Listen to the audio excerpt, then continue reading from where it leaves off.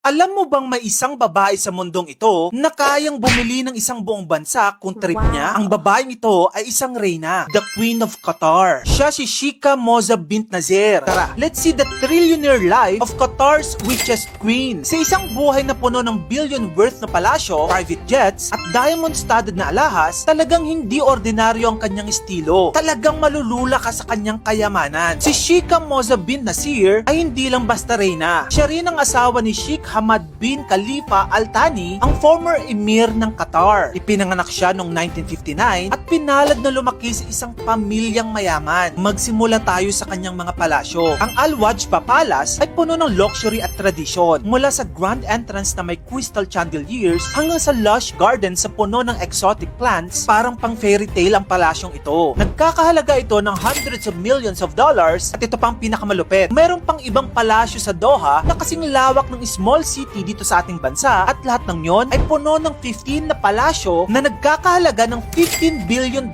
each. Tapos ito pa, kasi iba pa yung mga properties niya sa London na kung saan meron siyang 3 super mansion na ang bawat isa ay may 17 bedrooms. Walang kompletong lifestyle kung walang high-end cars. May collection siya ng luxury vehicles mula sa Rolls-Royce, Ferrari, Bugatti, Lamborghini, Mercedes-Benz at marami pang iba. Lahat ng ito fully customized. Nagkakahalaga ng hundreds of millions of dollars. Imagine mo naman kasi, ang bilang ng kanyang car collections nasa 500 plus. Pero wait lang, as a royalty, meron rin siyang private airline that is named Qatar Amiri Flight. Iba pa dyan ng 8 jets nila na Boeing 747 na may luxurious seating at private bedrooms at ang presyo nito nasa 22 billion pesos. Grabe, di ba? Tapos ibang usapan pa ang kanyang mga yate na nasa 22 billion pesos din ang presyo. Pero ang masaklap, nasunog noon ng 3 sa kanilang mga yate. Pero para sa mga sobrang yaman na ito, inconvenience lang daw mga ganitong pangyayari. Dahil of course, kayang-kaya pa nilang bumili, di ba? Pagdating naman sa fashion, hindi nagpapahuli si Sheikha Moza. Ang kanyang gowns ay nagkakahalaga ng millions of dollars. At madalas siyang nakasuot ng dresses na puno ng diamonds and pearls. Hindi rin mawawala ang mga designer bags mula sa Gucci, Chanel, at Hermes. Tapos ito pang social life ni Sheikha Moza ay puno ng glamorous events. Host siya ng international events tulad ng fashion weeks at cultural exhibits na puno ng entertainment at high fashion. Walang kupas din si Sheikha Moza pagdating sa jewelry. Ang kanyang collection ay punong-puno ng high-end pieces mula sa Cartier at Van Cleefs and Arpels at marami pang iba. Kasama pa ang diamond tiara niya na nagkakahalaga ng 93 billion pesos. Grabe, di ba? Isipin mo, bawat event, nagdadala siya ng mga alahas na kasing halaga ng luxury car. At ito na nga, with all this extravagance at makapigil hiningang ari-arian ng Queen of Qatar, ang tanong ng malalim dahil nasa tumataginting na 30.5